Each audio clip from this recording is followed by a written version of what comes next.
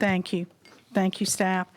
Our final bill for the day is House Bill 3332. House Bill 3332 deals with media literacy in our schools. The bill outlines that there will be a committee formed that will meet and come back with a report to the governor, the speaker, and the president of the Senate by January of 2022.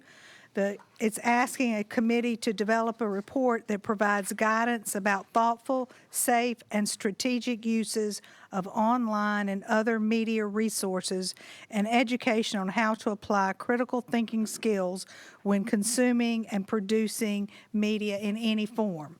We do have several speakers signed up today to discuss the bill. With the agreement of the committee, I would like to ask the first speaker, Mr. Frank Baker, if you could unmute. Thank you, Madam Chair. I hope that you can hear me clearly. We can. I appreciate the opportunity to speak again to HB 3332.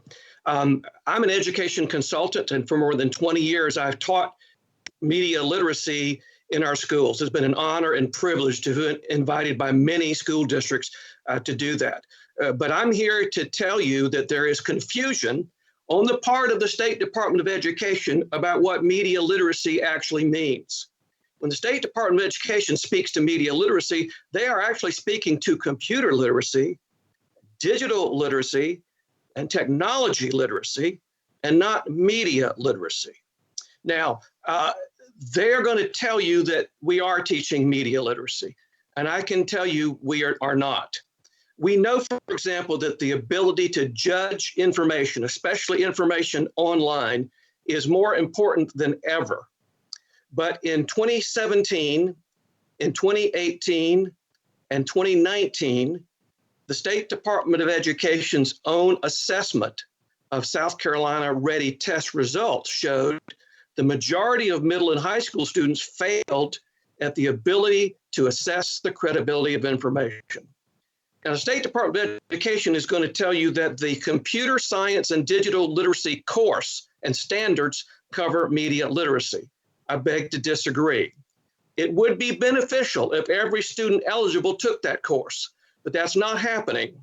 According to the State Department of Education, and this information came through Representative Rose's office, during the 2019 and 2020 school year, only 2,200 students were enrolled in that course. That represents 10% of the 9th and 12th graders who were eligible to take it. Now, propaganda, which surrounds us every day, can only be found in the social studies standards during World War I and World War II. And the ELA, English Language Arts Standards, are extremely print-centric. They pay lip service to how media communicate. So we've just come through some really unprecedented times in which misinformation and fake news was rampant. And how did that happen? Perhaps because many people who received no media literacy instruction believed what they consumed without question. The actions that this committee takes here today will decide if we continue down the same path or change direction. Media, especially social media, are powerful forces in the lives of today's young people. I think we can all agree on that.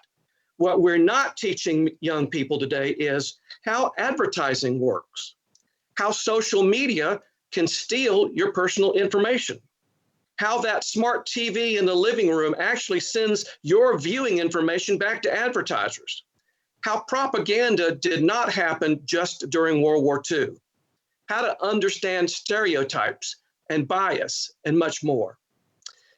As you said, Madam Chair, HB 332 simply tasks the State Department with creating an advisory committee to examine the problem and make recommendations. Last year, during your hearing on this same bill, the State Department of Education testified they were not opposed to establishing a task force. Why didn't they? I think you should ask them. The State Department of Education will tell you that this bill is not needed, but that we're already teaching media literacy. So we beg to differ. The teaching standards the State Department of Education has previously identified are weak at best. And I can point to several other states that have stronger and better worded and implemented standards. So time is of the essence.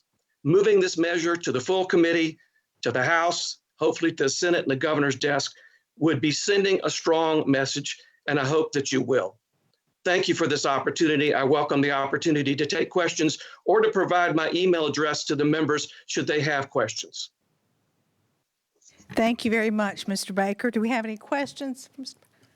Okay, the author of the legislation has joined us, Representative Rose, and I know you are dually working this afternoon with another subcommittee meeting going on as well. If you would like to take a moment and address the committee, unless there's any objection from the committee. Okay, thank you, Mr. Rose. Thank you, Madam Chair, and members of the committee. Thank you for letting me speak. I serve in judiciary, and we're actually in the middle of a debate right now, so I apologize for being a few minutes late. But I have great respect for this committee and the good work that you do. As we all know and are aware, social media, our children, our kids are spending a lot of time on social media, whether it's Twitter, Facebook, Instagram, you name it. And it is of deep concern. I think we can all understand that someone can go on social media, say something, tweet something, cyberbully, whatever it may be, and that can get shared at a large, rapid pace. And there's too many kids and adults, for that matter, who do not understand and have the ability to critically think about the information that's being put before them. Someone could go on social media and say something horrible about myself or Representative Alexander or Representative Pope, and it just gets shared over and over and be completely false. And Representative Pope, after this has been shared over and over, is in a position where it has been taken as true and spread many, many times. And so I actually drafted this bill in consultation with a constituent who's an expert in this matter. I want to say thank you to the Speaker Pro Tem who signed on to this legislation. I didn't even know that Representative Pope, I guess he's always watching, because I didn't know that he knew I had sponsored this bill. And when it came up, and I thank Chairwoman Felder for giving it a hearing. When it came up, I looked and I saw his name, and so I'm happy to say this is bipartisan legislation. But I wanted to, and you can see the bill. I was trying to be as least restrictive. I know the difficult times we're in. I was trying to be as least restrictive to the Department of Education as possible. I wasn't mandating a class. The bill is simply asking the Superintendent of Education to create a committee that the superintendent appoints based on that it provides criteria we'd like for her or whoever the superintendent of education is to look at when appointing the committee, but you're simply appointing a committee to review what we're doing and give an annual report. Maybe the report is, as the Department of Education would say, everything's great, we're doing all we need to do in English class, which I would submit is mostly going to be through print or social media or social studies rather, where we're saying, we're talking about World War I and II. But I don't think we're hitting the core of the issue that our state, our community, our country is facing with the emergence of social media as we see it today. There are bills throughout this country that are going way farther than this one. I am simply saying, let's take this serious. Let's send a message that we want this looked into. We're not mandating a class. And I know we're going to hear about standards, how the Department of Education would like to go through standards. Standards is dealing with courses that are already being taught. There's no media literacy course right now. And so I do question whether that's the appropriate avenue. But this is coming from a good place. This is regardless of political party. You can be attacked with untruths on social media that individuals are taking as true. Regardless of your background or where you come from, you can be bullied or cyberbullied on social media. And we are not equipping our children to deal with this issue that we are facing in our state and our country. And I have again, this legislation has simply asked that the superintendent of education appoint a committee of their choosing. Yes, sir. Mr. Rose, that's a quick question for you. Bill is just about appointing a committee. It's not about any of the criteria of the committee. The committee that is appointed would study the issue of what we are presently doing. It would be appointed by the superintendent of education, so they could choose based on, it gives criteria. We would like to have people who have backgrounds in media literacy and the like, but the committee would make a recommendation and provide an annual report. And so from that, I mean, for all I know, the report calls for no changes, or it says we can do things better, but it's not mandating. The bill would not mandate anything. We're just sending a message that we want this looked into. But you're absolutely right. This isn't going to be, we now have English followed by media literacy followed by history. Now, there's other states that are doing that, but that's not what this legislation does. That's all I had to say. If it's okay with the committee, I'll be following this, but I do need to get back to judiciary as we're taking up some important legislation.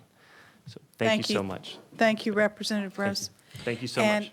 thank you. And I would like to introduce the Speaker Pro Tem joined us today, as well as Representative Paula Calhoun. Thank you for joining us and being here. Our next speaker is Mr. Tucker Eskew. Mr. Eskew, can you hear us? I can, Madam Thank you. Chair. How are you? Thank you, and thank you all for having me. Thank you to the members of this subcommittee. It is great to be back home. So some of you may know, I spent 8 years on the Capitol grounds as press secretary to Governor Carroll Campbell, and my wife worked for Speaker Wilkins and Governor Beasley. So although I'm sort of zooming in, I feel like I'm back home, and I cannot thank you enough for giving me a few minutes to talk about a topic which I'm very concerned about, passionate about, and involved in, coincidentally. My sister is an elementary school principal in Fountain Inn, South Carolina, Monarch Elementary, and she would tell me to follow the rules and be brief, so I'll try to do that. I've prepared and submitted to you written testimony and commend it to your attention, please. I have a brief story, though, I'd like to give you, a story of change, and I think it's a story of urgency. In 1987, I started a job in that building, and I picked up newspapers at the Capitol newsstand across the street and carried them over to the governor's office every day to consume the news that Carroll Campbell consumed himself so voraciously. By the end of those 8 years, I was using a screechy old modem to dial up AOL to get breaking news developments. Fast forward to the year 2000, and I began fielding emails from reporters around the world on behalf of a campaign for president by a man named George W. Bush. From Columbia, South Carolina, I was fielding those emails. And soon thereafter, I went to the White House and started a couple of jobs that had me working with reporters everywhere around the country and managing the White House website. So you see a progression rather, of media. It continues to this day. When I was at the White House, I got the news about 9/11 on a television. Today, we would receive that alert on our phone, wouldn't we? And today, as a father and as a consultant, I have to be aware of, talk about, and work with Twitter, Snapchat, and something called Substack. Well, all of those things are evidence of the kind of change that I'm involved in, as our previous testimony giver, Mr. Baker, is on media literacy and news literacy. And I was trying to share my screen with you. I don't know if it's going to let me do that, but there's evidence of in 1 minute on the internet today, there are 190 million emails, 19 million texts, 4 million Google searches. And so all of this data is flying around. Some of it's news, some of it's real information, some is satire, some is disinformation, some is misinformation, some is advertising, and sadly, some is conspiratorial thinking. And do you know that it takes a true story on social media 6 times as long as it takes a false story to get passed along to others? So the Representative Rose, Speaker Pro Tem Pope, Representative Bernstein, and others, including the supporters of this legislation, have come to recognize these grim facts. There's rapid change in this world. So I got involved with this 3 years ago when I was asked to join the board of the News Literacy Project. We believe in a future founded on facts. And it was started in 2008, way before its time, by a Pulitzer Prize-winning journalist, an investigative journalist, who's now given his life over to this cause, Alan Miller.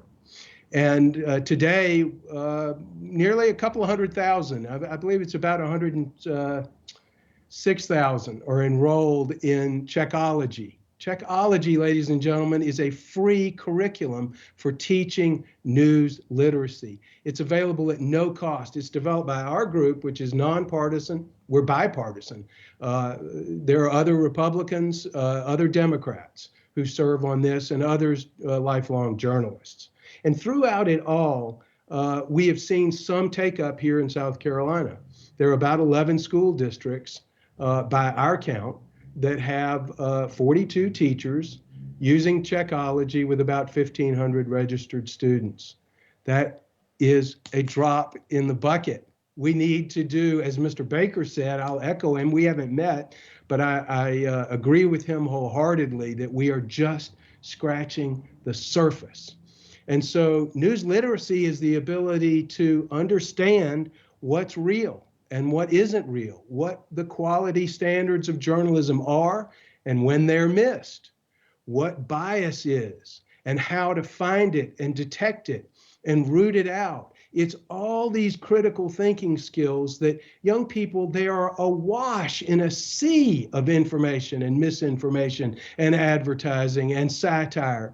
And, you know, I used to pick up that stack of papers and I knew that something that ran in a national newspaper, say the New York Times, meant something a little different when it ran in the Charleston Post and Courier.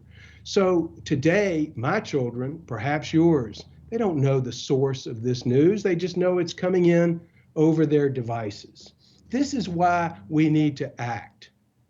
Nearly 60% of the American public says that today they're not sure how to discern real from fake on social media.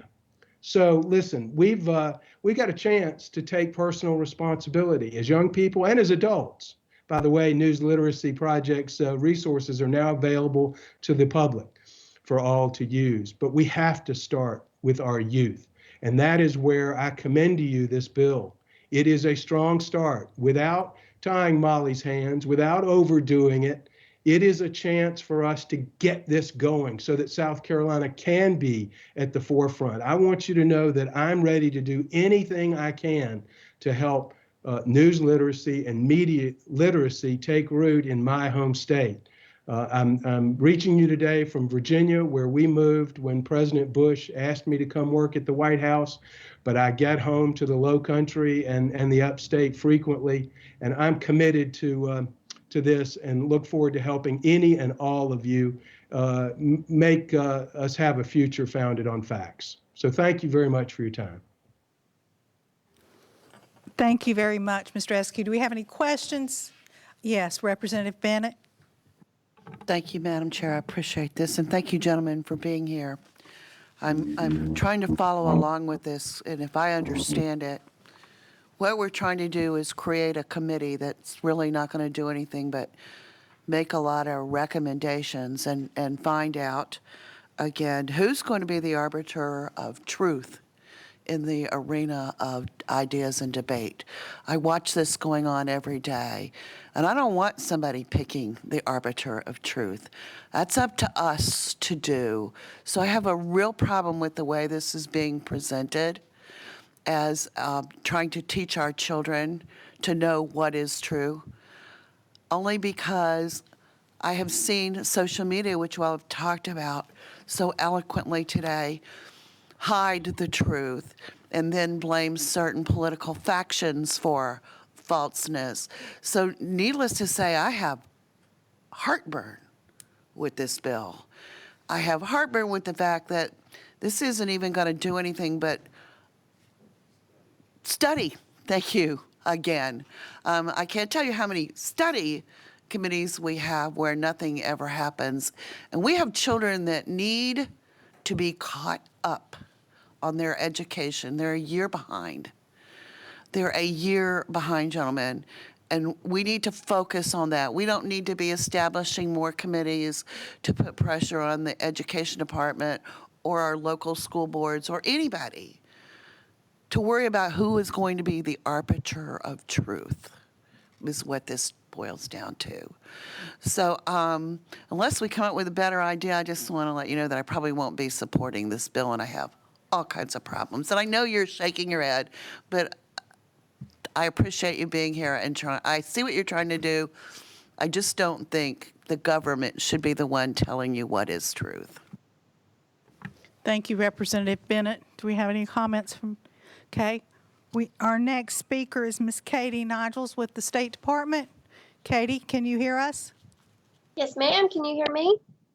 Yes, we can. Perfect. Again, my name is Katie Nilgis. I work at the State Department of Education as the Director of Government Affairs. Mr. Baker is correct. We did testify last year on this bill, and I just want to point out a few things just to answer a few of the questions. It does create this study committee, so I want to echo what Representative Bennett said and agree that we do have a situation right now where students in the state are a year behind on some of their education, and we need to be focusing on how are we going to catch them up. So what I would propose, if anything, with this bill would be to take it a step further than making recommendations, because as Representative Bennett said, a lot of these study committees make recommendations and there's no action. And so I think a step further would be to include a member from the media literacy field on the committee when writing standards. All of the stakeholders that need to be, are required by law, that are required to be on the standards writing team. Each year that standards are reviewed. So they're on a 7-year cycle. But this proposal or suggestion would be that someone from the media literacy field should be on every standards review, so it wouldn't just be one subject, and that they would, it would go into the section in law, which is 5918, 300 and 350, where it talks about the cyclical reviews and who needs to be on those committees. So the department in the current form of the bill would have to oppose it, but that would be a suggestion on how we would be supportive. Thank you. Thank you, Mrs. Nilgis. Do we have any questions from Ms. Nilgis? Yes, Representative Gatch. Thank you, Ms. Nilgis. Since you're working for the department that would be making the suggestions and the recommendations, can you, to the best of your ability, look into the future and maybe give us some examples of what types of recommendations you could possibly, I don't know, come up with? I'm curious, what would a recommendation be? Is it more like Snopes telling us what is true and false, you know, how many Pinocchios something has, or is it something different? I'd love a little bit of enlightenment if you can. Yeah, I'm not positive, but I do wish I could look into the future. For what it's worth, that would be incredibly helpful in many aspects of my life. But I'm not positive what an exact recommendation may be that would come out of the committee.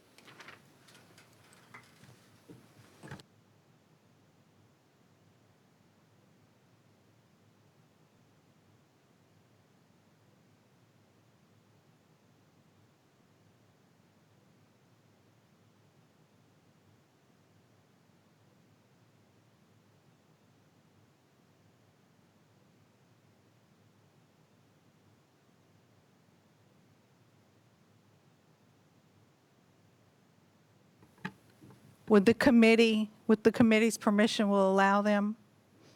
Yes. Mr. Eskew, would you like to speak again?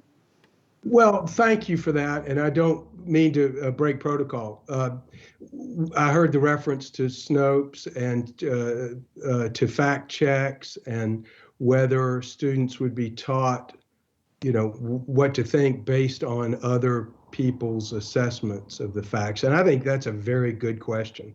And I think the concerns about whether anyone is teaching children flatly what to believe about news, that would be terrifically wrong. And so what the News Literacy Project supports is giving children the kind of thinking skills to discern for themselves, not to change from whatever point of view they have, but to just learn how to identify sources, look for bias, and weed out fake information, conspiracy theories, and judge for themselves, which is what we want all our children to be able to do about all the facts in their lives. So it's a very good question, but the way we at the News Literacy Project see media literacy is giving students and adults the ability to figure these things out for themselves with some more tools to do it with. Thank you. Thank you, Mr. Eskew. Yes, Representative Britton, I apologize. I think you had a question. He wishes he was this good looking. I echo Lynn in part. The committee to study. I wish we could, if we could somehow come to terms in thinking, let's get a committee, but let's act. I mean, let's put it let's put them to the letter. And I also do worry about bias that we talk about presenting this information and where we start with that, because I myself, I have a first-year-old and I have a first grader, and a first-year-old, first grader and a third grader. And I can tell you their perception on what is being presented to them digitally is a huge gap. So if we do elect this committee, where do we start with teaching our kids bias? And I asked my son today what bias is. He's not going to be able to tell me what bias is. There has to be some point, some tipping point where the education needs to be steered towards truth in a neutral platform, or are we going to present it in a way of buyer beware, watch out for tips and tricks of the social media platform? I think we need to delineate exactly how that's going to be presented and exactly what that's going to consist of. I mean, it can't just be all for nothing. If you're doing that, then you're not dialing it in any at all. You're just keeping it to say, hey, this is use Snopes, which I don't even know what it is. This is Snopes. It's got 3 Pinocchios. This is Rotten Tomato. This got 4 Pinocchios. You decide which one you like better. So I don't even understand that kind of stuff sometimes. So I can't imagine where that point from kindergarten to 12th grade, where do we draw that line? Because my son definitely doesn't need to be learning about bias in the world right now. He needs to be worried about education, reading, writing, arithmetic, the good old, as they say, 3 R's. And then I can even see for even a little bit past my daughter needs to be starting to learn more about, hey, media can be presented this way. You really need to do your research on some things to make sure that where we're coming from, where that's coming, the information, where it's coming from, is it backed by a certain political group? Is it backed by a certain committee? Is it backed by, but where is that going to be? And I think if we do agree to have this committee, then the committee needs to have the ability to act as fast, as quickly as possible. Because if we're spinning the wheels, we're not going anywhere. And that's a problem with our education system. I feel like we just keep spinning the wheels. Thank you.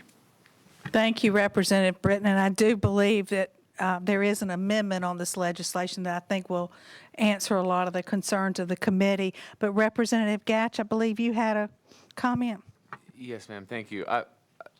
When the better-looking Mr. Britton was talking, it just made me think if it seems that when we're talking about these types of issues, first of all, I do agree that this type of stuff is so important. I also agree that cyberbullying, bullying of any kind is also something that needs to be addressed because it affects kids' lives in a major, major way. It destroys kids' lives in all kinds of ways, and sometimes is the foundation for even the worst tragedy of all, people's lives ending. one of the things that, and I'm not saying I'm necessarily for it or against it, but the thing that comes to mind is when we're talking about the literacy, media literacy, and now we're talking about truth and we're talking about bias. I went back to my days at seminary and taking my philosophy classes, and I'm thinking to myself, is this a little weighty? I mean, if we're talking about truth and we're talking about bias, and you know, I had an incredible philosophy teacher, and he was well credentialed in that particular discipline.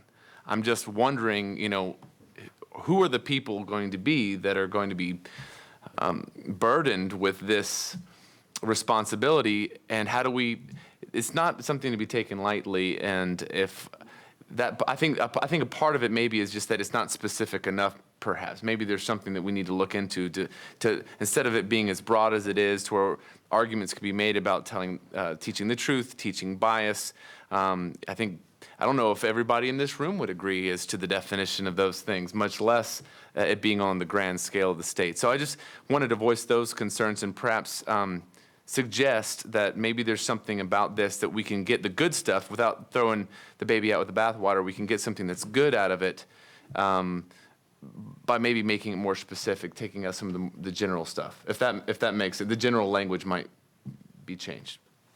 Thank you very much, Representative Gatch. And now Representative Alexander. Thank you very much. I think what we are attempting to do, and maybe the author of this bill might want to address this, I think what we are attempting to do is get all this data, all this information, give it to them, and teach them how to analyze. Not necessarily tell them this is truth and this is false. Because what is truth and what is false, it all depends on who's presenting truth. It becomes truth and vice versa. However, I think that we are giving them the information. We know we have our commentaries, our 4 or 5 commentaries. We read our commentaries, and then we derive information so that we can make better decisions. But we want you to have the information so that you can make better decision. Not telling you what decision to make. Am I right on that, Ms. Lee? Not telling you what decision to make. Not telling you what decision to make, but this is the information. And you look at it all, and then you determine based on how you see it. But we want to make sure that you have certain tools, not necessarily tools to define truth and define falsehood, but the ability to determine what that looks like. And that's how I see this, basically. And that's what I'm trying to, and I don't want to jump, I'm sorry. That's what I'm trying to ask you. Sorry. What exactly are we narrowing this down to? If it is a committee to ascertain all the information, bring it in and say, this is how we want to make sure we teach our children. I'm okay with that. That's fine. But if we're trying to teach children, you know, back to the truth, you know, it's all in the matter of who's presenting it. You need to be aware of this. I just want to make sure that we're doing the right thing here, that we're making sure that when we form the committee, that we do it with the intent of making sure that the children are given the wealth of knowledge that they can. And I believe that's what it's speaking to. And I just want to make sure that's the point. And I'm sorry, Representative Bennett, I cut you off, and I apologize. But I just want to make sure of that.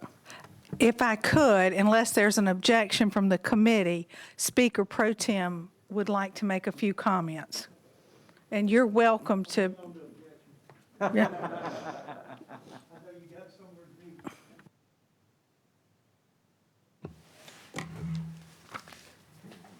Folks, I think you're on it. I want to lay out a couple things. I tried to make some notes. I think what Mr. Alexander said is exactly the point. I wasn't an author on this bill.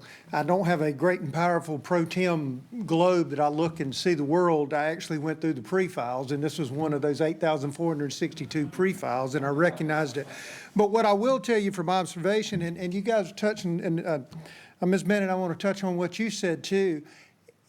It is not about telling them who the arbiter of truth is. It's about teaching them critical thinking. And I'll be honest, if you know, we're upstairs debating on what we can mandate and not mandate in people's lives. If I could mandate it, we all need it. I'll tell you, this last year, in this last election, the emails, the conversations. I don't want to name Miss K, but my mother-in-law, the things that people believe, I mean, it's gotten past the fringe. I'm talking about adults. It's gotten past the fringe now to people believe stuff that I'm an old prosecutor. If there really was 1 million more people that voted in Michigan than was on the rolls, seems like that'd be pretty easy to prove. But you can't convince people that didn't happen. And so we can't fix everything by going back to the kids, but we talk about we missed a year. That's all important. But arming them to be critical thinkers going forward. Going back to the committee issue, I'm not a fan of the committee. You know why we do committees, Mr. Britton? Is because sometimes that's the only way. You can't get people to quite decide because we don't know what is. So what we're trying to do is move it forward. I think that's what the amendment's going to ultimately do. But I think we've got to teach these folks to be discerning. Then you can decide. I mean, in the old days you'd laugh, well, if it came from CNN, it meant one thing. If it came from Fox News, it meant other. There's so much noise, Mr. Alexander, now you can't even know. You look at our own caucus meeting, guys, on my team, we don't even know in our own caucus meetings sometimes which direction is coming. So I think this is a part of a bigger issue, but it's something that would allow us to start providing. I don't care if these kids think like me. I don't want them indoctrinated. That's on the other end of the spectrum. We don't want them indoctrinated. I just want to teach them to discern. When the debate's over, I don't want them to wait till the talking heads talk to tell them what they just heard. I want them to learn and to know. So I appreciate, I'll be glad to answer any questions, but I appreciate it. What did you say about your mother-in-law? I said I wasn't going to mention Miss Kay and that I disagreed with what her view is on something. Yeah. Hopefully she's not watching this. Speaker, if you could, I believe Representative Bennett has a question.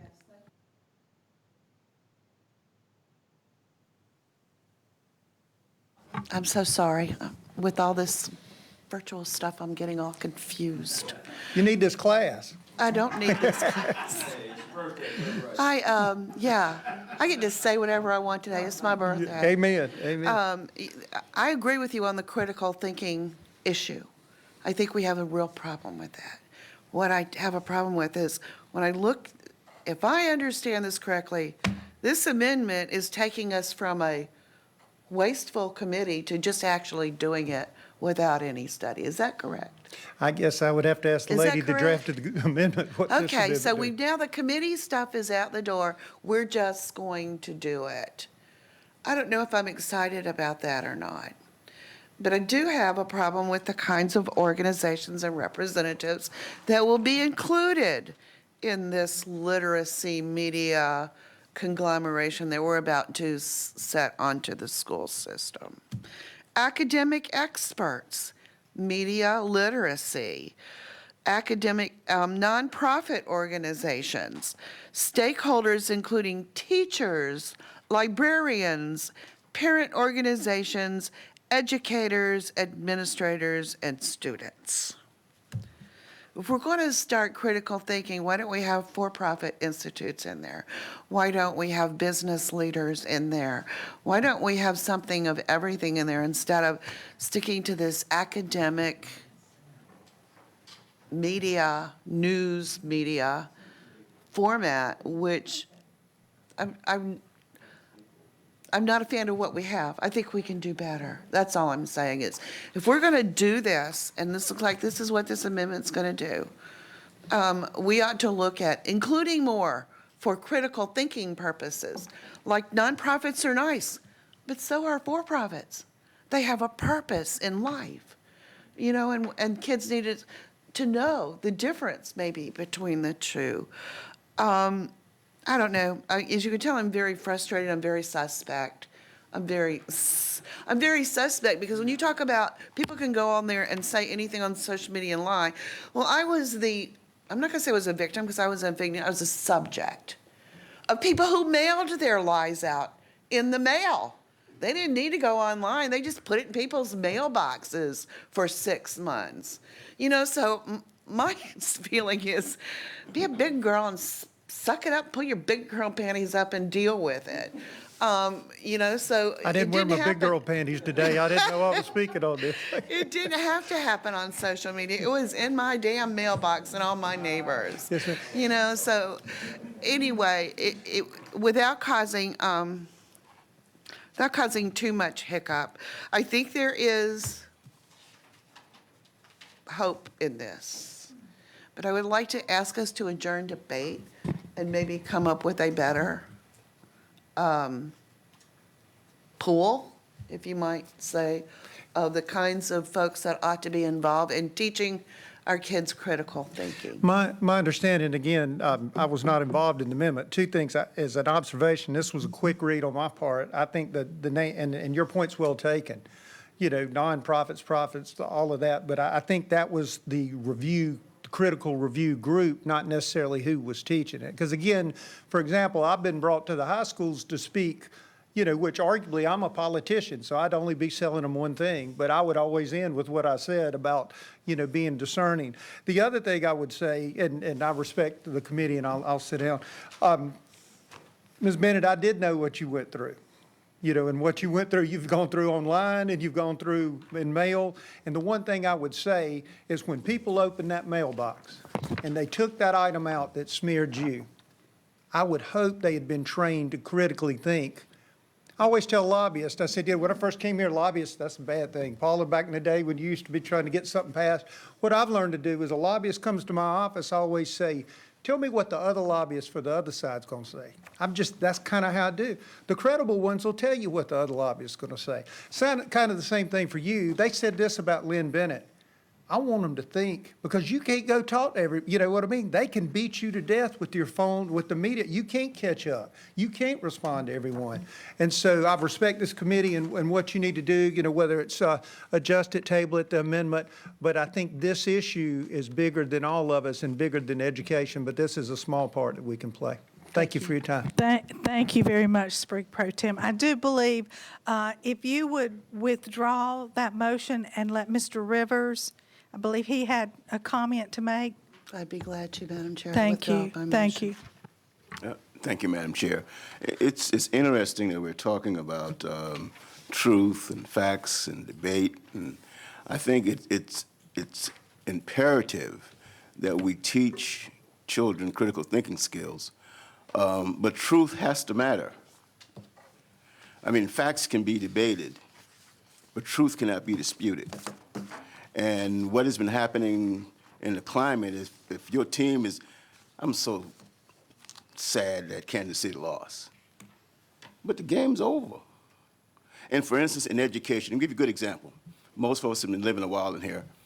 Most of us on tests, when we were taking tests in school, and if you put Christopher Columbus if you didn't put Christopher Columbus discovered America, guess what your answer would be? It would be wrong. And because it's hard to discover a place where people are living at. So what I'm saying is that we must find new ways of being truthful with kids, because if we don't, we are creating an environment that's going to be, what you saw on the 6th would be like Sunday school if we're not careful. Because if I got 2 pennies and I got 2 more pennies, I got 4 pennies. If I got 2 marbles, I got 2 more marbles, and whether you're in China, Brazil, Africa, or whatever. So truth matters. And as a preacher, what bothers me is that we talk about discerning, we talk about God, we talk about all this kind of stuff. The book said, and ye shall know the truth, and the truth shall make you free. So how free we want to be? Critical thinking is very important. Then you won't be, it's very important. Thank you. Thank you, Representative Rivers. Yes, Representative Gatch. I hear us all agreeing on one thing, that we need more critical thinking teaching. So maybe that's where we're headed. Maybe we're thinking of a prolegomena to critical thinking for our, you know, for our students, instead of a committee that is run by the state education board that, I don't know, it's just a what if. I mean, it sounds like every single person is very passionate about critical thinking and truth. And so, I mean, I'm encouraged that we agree on that. So, Representative Bennett, if you will still withdraw that and let me explain the amendment before you. I will withdraw that. Okay, thank you. the amendment to House Bill 3332, and I did work very closely with the author of this legislation. We've together worked on this along with the stakeholders and the State Department, because I think we all agree that we need to start incorporating this media literacy now. There's really no reason to study it. We know it's an issue. We know we want our children as best prepared. So in order to incorporate media literacy in all subjects, kindergarten through 12th grade, not a specific one course, but into everything. And the General Assembly needs some assurances that the State Department will follow through on that. So your amendment is actually a strike all and insert, and it would require the State Department of Education to incorporate instruction in the area of media literacy throughout all K-12 educational standards. So every standard that is approved would have to take into consideration. Media literacy would consider a broad term that encompasses consumption and production of media and digital products and communication technology of all kinds. It's defined as the ability to access, analyze, evaluate, create, and take action with all forms of communication. As part of the review for the academic area, the department shall ensure representation from a varied amount, but it's included but not limited to that list. So the list was just some specifics that the author of the legislation had in his first draft, but it is included but not limited to.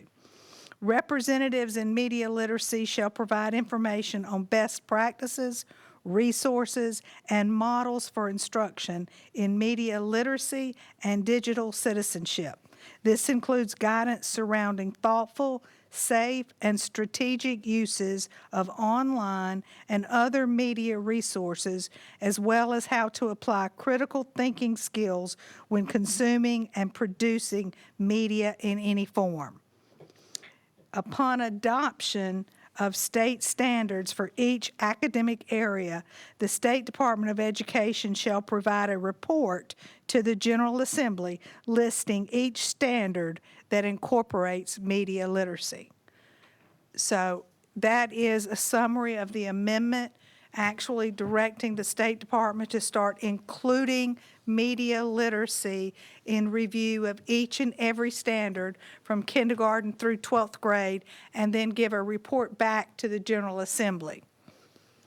So I'll be happy to take any questions if there's any discussion.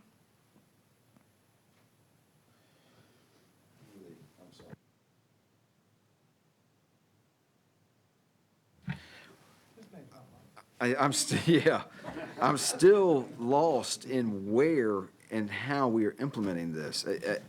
And maybe I need to take a course of something here, because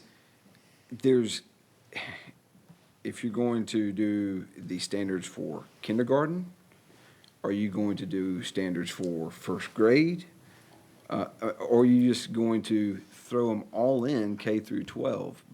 The standards are different for each grade grade. and each class. Okay. So media literacy in a third grade math class, how they incorporate it in that third grade math class is not going to look like how they incorporate it maybe in a high school social studies class, because you're dealing with different material, different age groups, that kind of thing.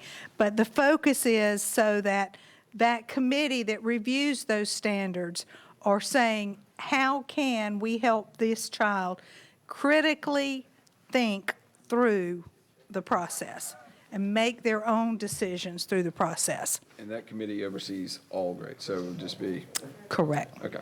All right. Thank you. Yes, Representative Bennett? We're worried about media literacy and how our children take in stuff from, whether it's a newspaper, social media. I think most of this has to do with social media. Our newspapers all stink anymore. I don't read any of them. And our kids can't even read. They have no literacy, period. But we're going to worry about K through 12 media literacy.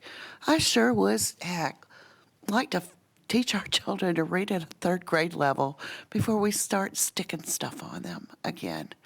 They aren't even literate in reading, but we're going to make them media literate. I don't get it. I'm sorry. I just don't get it. Thank you, Representative Bennett. I do think part of the social emotional that our children get in school is embedded in a lot of this curriculum and standards. So having a focus, if you will, to point out that we want you to take into consideration media literacy is what the amendment is really attempting to do there. Is there any other discussion on House Bill 3332? Hearing none, is there a motion? Yes, a motion on the amendment. Thank you. So move. Okay, I'll ask staff to call the roll on the amendment to House Bill 3332. Thank you, Madam Chair. The question for the subcommittee is adoption of the amendment. Please indicate aye, nay, or not voting.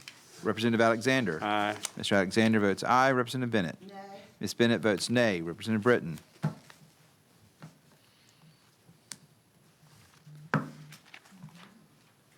Aye. Mr. Britton votes aye. Representative Gatch. Aye. Mr. Gatch votes aye. Representative Rivers. Aye. Mr. Rivers votes aye. Representative Felder. Aye. Ms. Felder votes aye by a vote of 5-1. The amendment is adopted. Okay, now we're on House Bill 3332 as amended. Is there any further discussion? Is there any further discussion on House Bill 3332 as amended? If not, is there a motion? A motion, is there a second? Second. Mr. Alexander moved. Do we have a second? We have a second. I'll ask staff to call the roll. Thank you, Madam Chair. The motion before the subcommittee is to report the bill favorably as amended to the full committee. Please indicate aye, nay, or not voting. Representative Alexander. Aye. Mr. Alexander votes aye. Representative Bennett. Nay. Ms. Bennett votes nay. Representative Britton. Aye. Mr. Britton votes aye. Representative Catch. Aye. Mr. Gatch votes aye. Representative Rivers. Aye. Mr. Rivers votes aye. Representative Felder. Aye. Ms. Felder votes aye by a vote of 5-1. The bill is reported favorably as amended. Thank you. Having no other business, if it pleases the committee, we will adjourn the meeting. Thank you all. Thank you all very much.